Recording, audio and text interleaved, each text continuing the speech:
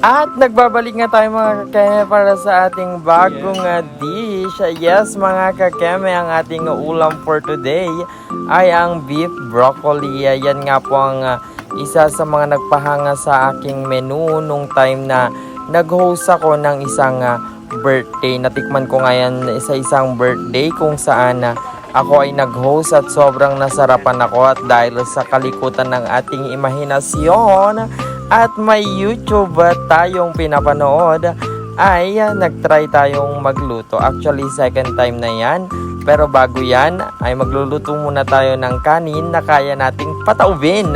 Yes mga kagame, magsisimula na nga tayo sa preparation ng ating beef broccoli. Kailangan natin ng broccoli at ang beef. So kailangan natin gayat-gayatin yan para naman pag nagsimula na tayong magluto ay diretso na, wala na tayong kailangan gawin. So kailangan talaga bigas preparation talaga yan dahil nga favorite natin yan. Dapat makuha natin yung saktong timpla.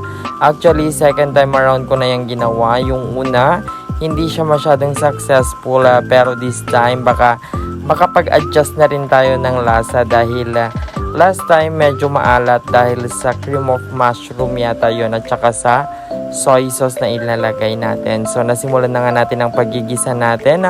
Ang beef ang inuna natin. Kailangan natin yan munang palambutin at tsaga-tsaga lang. Kailangan din yan ng mushroom at ang aming gamit ay ang Jolly Mushroom. At napakasarap nga, isa yan sa nagbibigay ng lasa sa ating beef broccoli. At syempre finally ang ating kontroladong cream of mushroom, kasi pag hindi mo na control ay aalatin niya ang ating beef broccoli.